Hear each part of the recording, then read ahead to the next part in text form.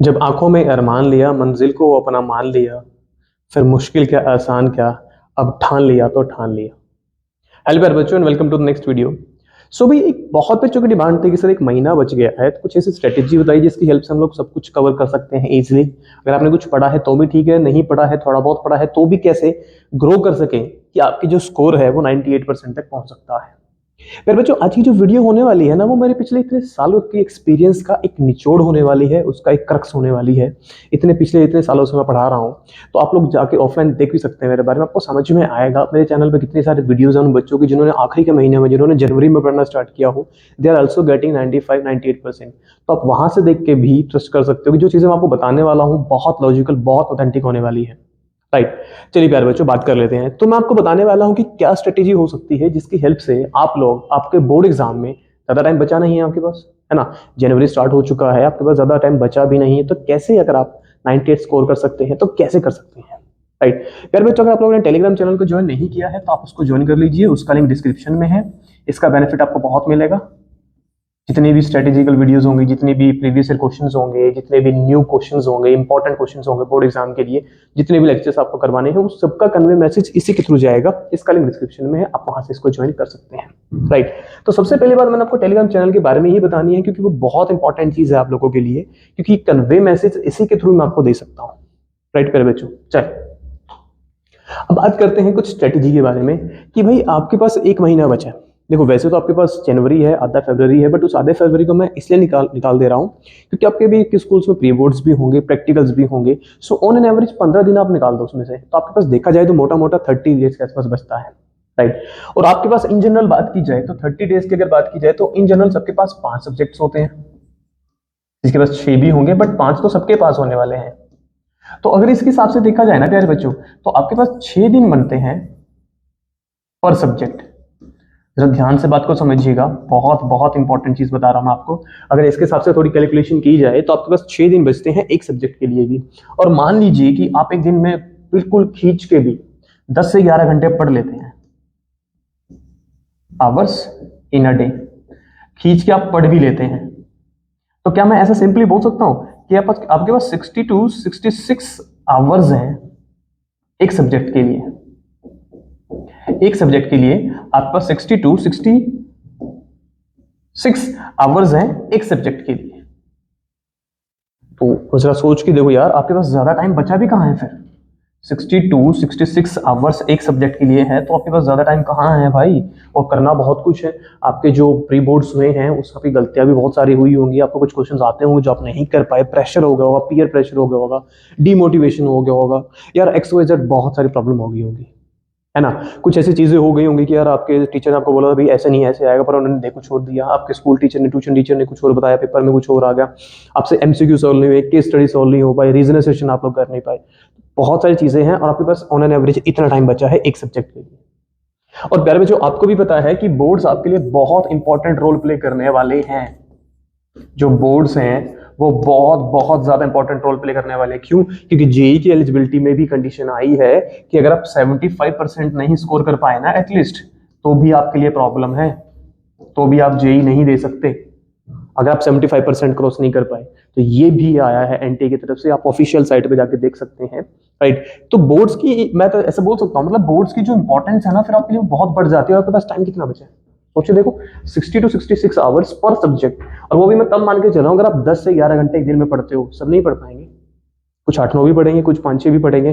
जितना कम पढ़ोगे उतना आपके पास टाइम कम है। तो आई थिंक अब आपको थोड़ा सा डर भी लग रहा होगा कि हाँ सर टाइम तो कम बचा है हमारे पास, है ना।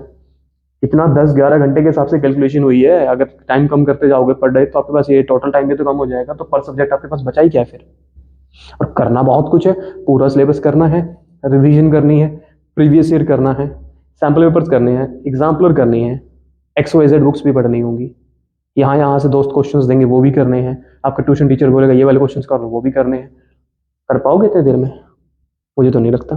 तो बहुत सारी प्रॉब्लम्स है बच्चों के मन में कि सर अब कैसे करें फिर। अगर आपका सिलेबस अच्छे से हो भी गया ना तो फिर भी कैसे करें, रिवीजन तो फिर भी रहती है, प्रीवियस ईयर तो फिर भी रहते हैं, सैंपल पेपर तो फिर भी रहते होंगे, कौन कौन सी बुक्स आपने पढ़ी, कि आपने सही बुक पढ़ी है, वो भी तो चीजें रह गई ना फिर आपकी।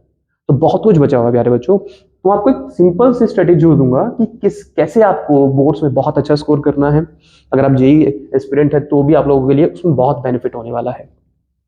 जेई एस्पिरेंट की सबसे बड़ी प्रॉब्लम पता क्या है, मोस्टली बच्चों को ना टॉपिक्स आते होते हैं, उनको लिखना नहीं आता है। तो प्यारे बच्चों, वो आपको लिखना सीखना पड़ेगा। मेरे चैनल पे सारे लेक्चर्स अवेलेबल है। मैथ्स की बात की जाए तो सब कुछ अवेलेबल है, आप वहां से भी पढ़ सकते हैं। आप लिखने का स्टाइल देख सकते हैं कि आपको लिखना कैसे है। यार दो अलग बातें हैं, जेई करना और सीबीएसई करना, दोनों अलग चीजें हैं। जेई में आपका आंसर से मतलब है, जैसे मर्जी आ जाए। सीबीएसई में कैसे आया है आंसर, इस बात से मतलब है, राइट। जेई में कंक्लूजन से मतलब है, सीबीएसई में मेथड से मतलब है कि कैसे आया कंक्लूजन, राइट। तो चलिए कुछ बात कर लेते हैं कि कैसे हम लोग अपना जो टाइम टेबल है उसको बना सकते हैं, कैसे हमें क्या क्या पढ़ना चाहिए, कौन सी बुक पढ़नी चाहिए, क्या कुछ करना चाहिए, और कैसे मैं आप लोगों की हेल्प कर सकता हूँ। ठीक है प्यारे बच्चों, बहुत सारे एक्सपेरिमेंट्स को सोच के, बहुत सारी चीज़ों को सोच के तो मैं आपको ये वीडियो बना के दे रहा हूँ ताकि आपके जेन्युइनली काम आए। सिर्फ इसलिए नहीं है कि हाँ बच्चों को अच्छी लगेगी तो सब्सक्राइबर्स बढ़ जाएंगे, व्यूवर्स बढ़ जाएंगे, वॉच, ऐसा कोई सिस्टम नहीं है अपने को। आप लोग चैनल पे जाके देख सकते हैं, बहुत ऑथेंटिक बातें बोलता हूँ मैं, स्पष्ट बात होती है, जो कहना है वो साफ कहना है, घुमा फिरा के कुछ नहीं कहना। तो यार बच्चों, मेरा इतना तगड़ा रिजल्ट है ना पिछले कई सालों का, आप मेरे बारे में गूगल कर सकते हैं, अंकित शर्मा IIT मद्रास, आप सर्च कर सकते हैं, वहां से आपको बहुत कुछ सीखने को मिलेगा और आपको ये भी पता चलेगा क्योंकि अगर मैं आपको ये चीजें बता रहा हूँ तो ये जेन्युइन क्यों है, राइट। तो चलिए शुरू करते हैं, कुछ और बातों के बारे में बात कर लेते हैं। देखो ये जो चीज मैं बता रहा हूँ ना, ये कॉमन है, आप किसी भी स्ट्रीम के हो। बहुत सारे सब्जेक्ट्स मैंने यहाँ लिख दिया, कुछ रह भी गए हैं, ये सभी के लिए है। एक कॉमन से क्राइटेरिया बता रहा हूँ यार, जब इतने सालों से मैं पढ़ा रहा हूँ ना, तो मुझे एक्सपीरियंस है कि भाई उस सब्जेक्ट में कैसे क्वेश्चन बनते हैं, उस सब्जेक्ट में आइडिया लग ही जाता है। बात समझ में आ रही है? तो उन सबको निचोड़ के मैं आपको यहाँ पे सब कुछ अच्छी चीजें बताने वाला हूँ। देखो सबसे पहले मैं आपकी बात करता हूँ, आपका सब्जेक्ट कोई भी हो, आपको बुक्स की बात की जाए ना, तो बुक्स के हिसाब से सबसे पहले ना आपको एनसीईआरटी तो करनी चाहिए भाई, ये तो मस्ट है। एनसीईआरटी को करना ही पड़ेगा, ये मस्ट है, इसमें कोई प्रॉब्लम नहीं। एनसीईआरटी के बिना आप नहीं कर सकते, एनसीईआरटी के बिना आप नहीं कर पाओगे, ये चीज बांध लो गांठ कि अगर मैं सिर्फ लेक्चर्स कहीं से देख लूंगा, किसी को कोई कुछ करवा दे, एनसीईआरटी के बिना नहीं होने वाला है। पहली चीज तो ये कंफर्म है। अब बात आई एनसीईआरटी के बाद क्या करें। देखो अगर आप चाहते हैं थोड़ा अच्छा सा स्कोर करना तो एनसीईआरटी की एक एग्जाम्पलर आती है, आप उसको ले सकते हैं। अगर आप थोड़ा और अच्छा स्कोर करना चाहते हैं, इसका लेवल इससे हाई होता है, बट आप अगर कर सकते हैं तो इसको कर लो। या कोई सप्लीमेंट्री बुक भी आप अपनी मर्जी से ट्राई कर सकते हो, कोई भी सप्लीमेंट्री बुक जो आपको मार्केट में अवेलेबल हो और जो अच्छी हो। ऐसे भी नहीं, कोई अच्छे ऑथर होना चाहिए, बात समझ में आ रही है, उसकी हो, आप उसको भी ट्राई कर सकते हैं, उसमें से भी क्वेश्चन अटेम्प्ट कर सकते हैं। देखो मैं किसी बुक का नाम इसलिए नहीं लेना चाहता क्योंकि बहुत सारे बच्चों को लगता है कि सर ने ना वीडियो इसलिए बनाई है कि हाँ उस बुक वाले ने इनको पैसे दिए थे कि उस बुक की वीडियो बना दो। ऐसा कोई सिस्टम नहीं है। जो भी आपकी मार्केट में एक अच्छे ऑथर की बुक अवेलेबल हो, एक अच्छे पब्लिशर की बुक अवेलेबल हो, आप कर लो। सब में क्वेश्चन लगभग सेम ही होते हैं, तो कोई बड़ी बात नहीं है। पहली चीज तो ये। अगर आपको लगता है कि नहीं यार एग्जाम्पलर और सप्लीमेंट्री बुक्स हमारे लिए थोड़ी सी ज्यादा हो सकती है, तो भी हमारे लिए हमें सोचना पड़ेगा इसमें, है ना। तो अगर आप चाहते हो कि यार मैं इसको कैसे ना कैसे स्किप कर दूं, कि एग्जाम्पलर मैं करना नहीं चाहता और सप्लीमेंट्री बुक्स में मतलब इतना टाइम नहीं कि मैं उसको करूं, तो सिंपल सा फंडा देता हूं, एनसीईआरटी आपको करनी है। अब एनसीईआरटी करोगे कैसे, उस पर आ जाते हैं। बात की जाए मैथ्स की, तो मेरे सारे लेक्चर अवेलेबल है कंप्लीट क्लास 12 के नाम से। कंप्लीट क्लास 12 के नाम से एक प्लेलिस्ट है मेरे चैनल पे, उसमें मैथ्स के सारे लेक्चर्स अवेलेबल है। फिजिक्स के हम लोग ऐड करने की ट्राई करेंगे अभी, अगर टाइम लगेगा तो केमिस्ट्री के भी ऐड कर देंगे। बहुत सारे चैनल्स है जहाँ से आप पढ़ सकते हो, ठीक है, बहुत सारे हैं, मैं लिंक भी डाल दूंगा कुछ चैनल्स का डिस्क्रिप्शन में, आप वहाँ से भी जाके अपने सब्जेक्ट्स को कवर कर सकते हो। बहुत सारे चैनल है। मैथ्स की बात की जाए तो सारा कंटेंट अवेलेबल है, सब कुछ, मतलब पूरी क्लास 12 का निचोड़ है। आप वहाँ पे जाके गूगल करके देखो, जरा मेरे चैनल को देखो सर्च करके, वहाँ पर पूरी की पूरी कंप्लीट क्लास 12 के नाम से एक प्लेलिस्ट है, उसमें सब कुछ है। बात समझ में आ रही है? और वो भी सेशन मैं आपको बता देता हूँ, ऐसा नहीं कि पुरानी प्लेलिस्ट है, आपके सेशन के हिसाब से है, 2022 2023 के हिसाब से। बात समझ में आ रही? आपकी एनसीईआरटी और मेरे लेक्चर्स के हिसाब से अगर आप करोगे, लेक्चर्स देखिए, एनसीईआरटी देखिए, आपका आधे से ज्यादा काम हो गया। बात समझ में आ गई? दूसरी बात, अब फिर ये भी सोचते हैं कि सर ये सब तो हो जाएगा, प्रीवियस ईयर, भाई ये रही प्रीवियस ईयर सीरीज ब्रह्मास्त्र, जिसको मैंने रेड से बनाया है, इसमें प्रीवियस ईयर पेपर्स कराऊंगा मैं, असर्शन रीजन वाला काम भी देखेंगे, केस स्टडी भी देखेंगे, एमसीक्यू भी देखेंगे। मतलब आपका जो सबसे मेन चीज है ना कि हाँ एनसीईआरटी भी करनी है, लेक्चर्स भी देखने हैं, केस स्टडी भी करनी है, रीजन एसोसिएशन भी करनी है, प्रीवियस ईयर भी करने हैं, आधे से ज्यादा काम, मतलब अप्रोक्सीमेटली 95% से ज्यादा तो मैं आपको करवा ही चुका हूँ, करवा रहा हूँ। मतलब अभी सिलेबस पूरा हो चुका है, ब्रह्मास्त्र स्टार्ट हो चुका है, प्रीवियस ईयर क्वेश्चंस जो है मैंने करवा दिए हैं, चैप्टर 1 और 2 के, 3 4 के भी हम लोग कर लेंगे जल्दी, है ना। सो बहुत कुछ चीजें हैं जो आप यहाँ से कवर कर सकते हो। बात समझ में आ रही है। अब बात की जाए सैंपल पेपर के बारे में कि सैंपल पेपर जो है कितने करने चाहिए। मान लो कि आप चाहते हो कि मैं एग्जाम्पल और सप्लीमेंट्री बुक नहीं पढ़ना चाहता, तो यार एनसीईआरटी कर ली ना, ये सब कर लिया ना प्रैक्टिस के लिए। एक बात हमेशा याद रखना, आप लोगों ने बचपन में सुना भी होगा, practice makes a man perfect. अब वो मैन का मतलब सब कुछ आ जाता है उसमें, practice makes a man perfect. इस चीज का ध्यान रखना। तो मैं आपको एक सीधी सी सलाह ये दूंगा कि जितने मैक्सिमम आप सैंपल पेपर लगा सकते हो ना उतने लगाओ।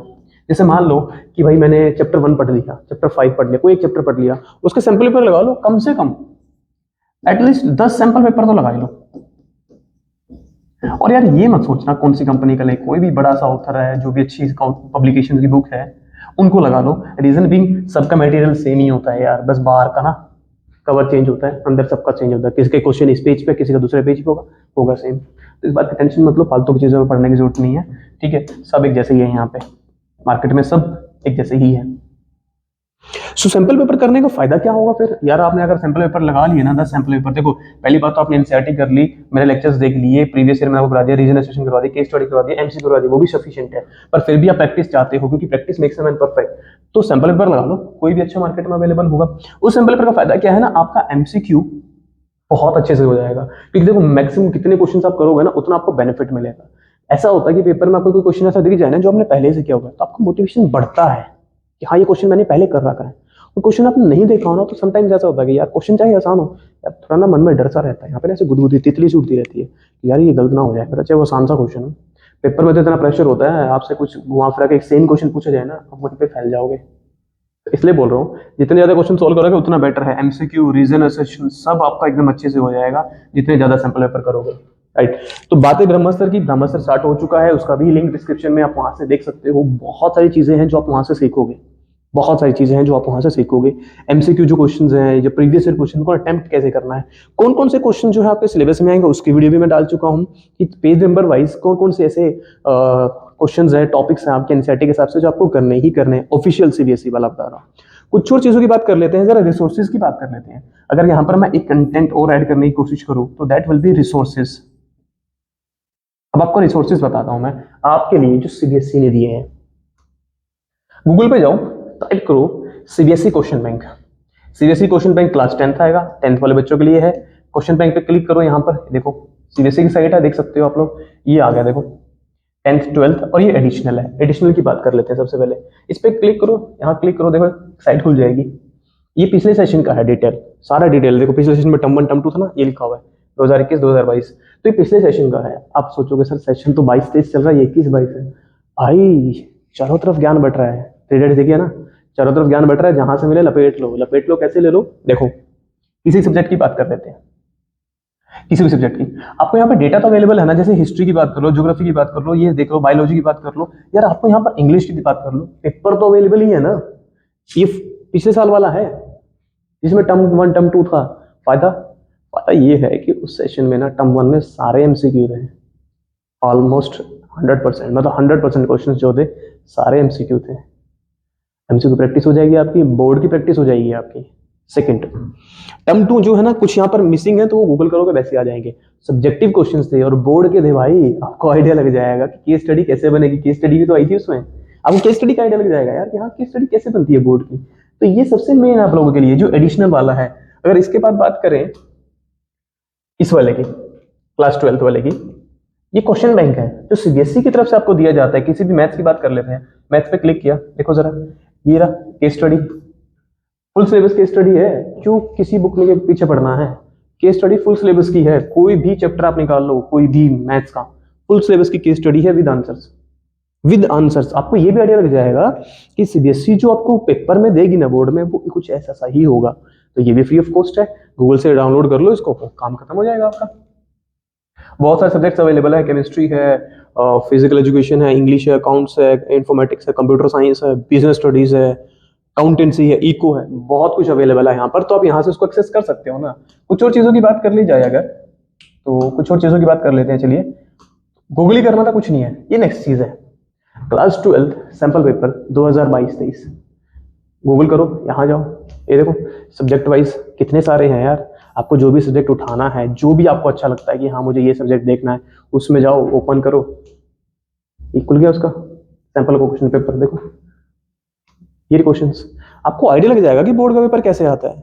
और सबसे अच्छी बात यही नहीं है, सबसे अच्छी बात मैं आपको बताता हूँ क्या है, साथ में इनके आंसर्स भी है। देखो केमिस्ट्री, ये मार्किंग स्कीम है। मार्किंग स्कीम में आपको ये बताया जाएगा कि जो आंसर आ रहा है उसका कारण क्या है, वाई, और वो कितने मार्क्स का आता है। मार्किंग स्कीम का मतलब यही है कि जो भी क्वेश्चन आपके इसमें आएगा उसकी मार्किंग कैसे होगी, किस स्टेप की कितनी वेटेज है। देखो सर, वो तो एमसीक्यू थे, ये देखो जरा, लेट अस सपोज इस क्वेश्चन की बात कर लेते हैं 33rd की। देखो स्टेप वाइज आपको मार्किंग दे रखी है कि इतना आपने लिखा तो आपको इतने मार्क्स मिलेंगे, इतना लिखा तो आपको इतने मार्क्स मिलेंगे। ये सबसे अच्छी बात है। आपको मार्किंग स्कीम अगर पता है ना तो आपको आइडिया लग जाएगा यार स्टेप वाइज कितनी मार्किंग होती है।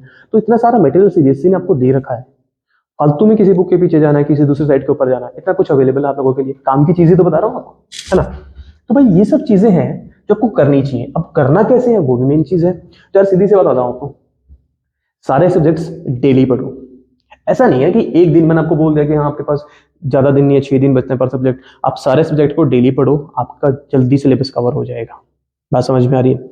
और देखो इस चीज में ये बिल्कुल मैटर नहीं करता है कि आपका प्रीवियस ट्रैक रिकॉर्ड कैसा गया है, आपके पहले जितने भी मार्क्स आते हो उससे फर्क नहीं पड़ने वाला है कि आपके बोर्ड में कितना रिजल्ट आएगा। मेरे से बहुत सारे स्टूडेंट्स हैं जिनके नॉर्मल एग्जाम में, अगर प्री बोर्ड्स की बात की जाए, जैसे बहुत सारे स्टूडेंट्स हैं जिनकी प्री बोर्ड्स की बात की जाए तो दे वर 60-70% एंड बोर्ड्स में दे हैव स्कोर्ड 98%, 97%, 99%। बात समझ में आ रही है। ये सिर्फ आपके मन की इच्छा होती है कि आप करना चाहते हो कि नहीं करना चाहते हो। मैं हमेशा एक बात कहता हूँ कि गीता में श्री कृष्ण ने कही बात गंभीर, औरों से कायर लड़े, लड़े स्वयं से वीर। जो खुद से लड़के मेहनत करेगा ना वही आगे जाएगा। इस बात से कोई फर्क नहीं पड़ता है कि आपके कितने मार्क्स आए थे यार, ये सब मन को बहलाने वाले जुमले हैं। बात समझ में आ रही है कि अच्छे दिन आएंगे, ये मन को बहलाने वाले जुमले हैं, ऐसा होता नहीं है। अगर आपका प्रीवियस रिकॉर्ड बहुत खराब गया है ना तो भी आप बोर्ड्स में बहुत अच्छा स्कोर कर सकते हो। तो डेली हर सब्जेक्ट को पढ़ो। आपको जो लगता है कि आपका सब्जेक्ट ये कमजोर है उस पर थोड़ा ज्यादा टाइम दो, जो सब्जेक्ट को लगता है कि मेरा अच्छा चलता है उस पर थोड़ा प्रॉपर टाइम दो, जितना उसको एडिक्वेट है उसके लिए। लेकिन कमजोर सब्जेक्ट पे थोड़ा ज्यादा टाइम दो, डेली पढ़ोगे। I can bet on one thing, 30 days आपके पास है, 30 डेज में आप अपना सिलेबस कवर कर सकते हो। सिर्फ सिलेबस की बात नहीं कर रहा हूँ, आपकी एनसीईआरटी में प्रीवियस ईयर, ये reason session, MCQ, case study, सब कुछ आप यहाँ पे कवर कर सकते हो। अगर आप फॉलो भी करना चाहते हो तो आई सजेस्ट वन थिंग, अगर आप मेरे चैनल से मैथ्स पढ़ना चाहते हो, सिंपल से सलाह दूंगा आपको, मेरे लेक्चर्स अवेलेबल हैं, इस प्लेलिस्ट में जाओ, लेक्चर्स देखो चैप्टर वाइज। उसके बाद ब्रह्मास्त्र सीरीज है, उसका अलग से प्लेलिस्ट बनी हुई है, वहां जाओ, वहां से ये सब पढ़ो। अगर मैंने लेक्चर के टाइम पे कोई होमवर्क दिया है तो उसको खुद से ट्राई करो। I can bet on one thing, ज्यादा वीडियोस में सिलेबस कवर नहीं है, बहुत मिनिमम टू मिनिमम में कवर कराया गया है, और वैसे बोर्ड के क्वेश्चन कराए गए हैं आपको कि वो आपके बोर्ड में पक्के आने हैं। सेम क्वेश्चन स्टेटमेंट में भी चेंज नहीं होगा। आज समझ में आ रही है। सो प्यारे बच्चों, एक सिंपल सी स्ट्रेटेजी है कि क्या क्या आपको पढ़ना चाहिए, कैसे आप कर सकते हो, कितना टाइम आपके पास बच गया है, और मैं कैसे आपकी हेल्प कर सकता हूँ। ठीक है प्यारे बच्चों, आई होप आपके लिए वीडियो काफी इन्फॉर्मेटिव रही होगी। तो आज की वीडियो में यही सब है कि कैसे आपको एक महीने के अंदर कवर करना है और क्या क्या पढ़ना है। ठीक है, सो हम लोग मिलेंगे फिर एक नेक्स्ट वीडियो में, तब तक के लिए thank you, good bye and take care.